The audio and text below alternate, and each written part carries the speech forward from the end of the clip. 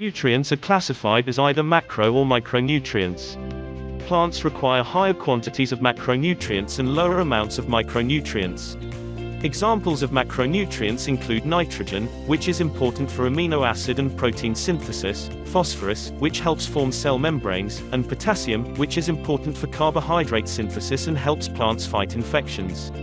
Other important macronutrients include calcium, magnesium, and sulfur. Iron, manganese, copper, zinc, boron, molybdenum, and chlorine are examples of micronutrients. Based on the nutrients they contain, fertilizers can be classified as either straight or mixed.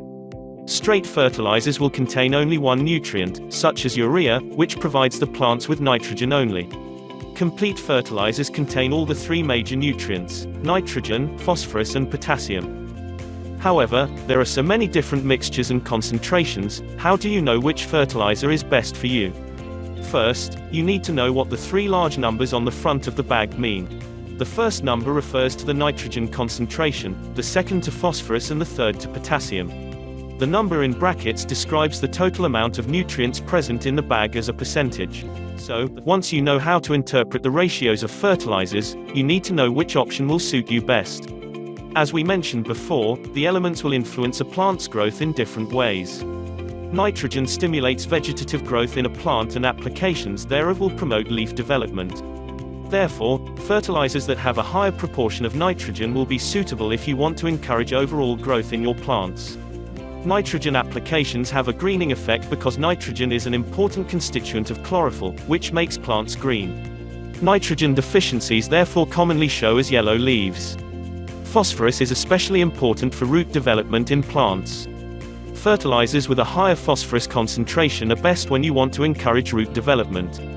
These are perfect when laying new lawns so the grass can establish a healthy root system. Phosphorus deficiencies can present as dark green leaves and purplish stems. The pH of a soil will influence the amount of phosphorus available to plants, so it is important to test your soil if you notice any phosphorus deficiency symptoms. Potassium promotes flower development and encourages overall health in plants. These fertilizers can be applied to flowering plants for high quality, vigorous blooming, and can even infer a degree of disease resistance in the plants. Malformed or absent flowers or fruit can be a symptom of potassium deficiencies. Fertilizer bags will commonly give the exact amount of nutrients in the mixture. However, you may still need to calculate this yourself if they do not provide this information. So how do you do that? Firstly, add up the three numbers on the front of the bag. This will give you the total amount of nitrogen, phosphorus, and potassium present. Secondly, for each element divide its number by the total of the three numbers. Lastly, multiply this number by the percentage in the brackets. You will then be left with the percentage of that element in the entire bag of fertilizer. And that brings us to the end of our brief overview of the importance of fertilizers and how you can use that knowledge to pick the best option for you and your plant.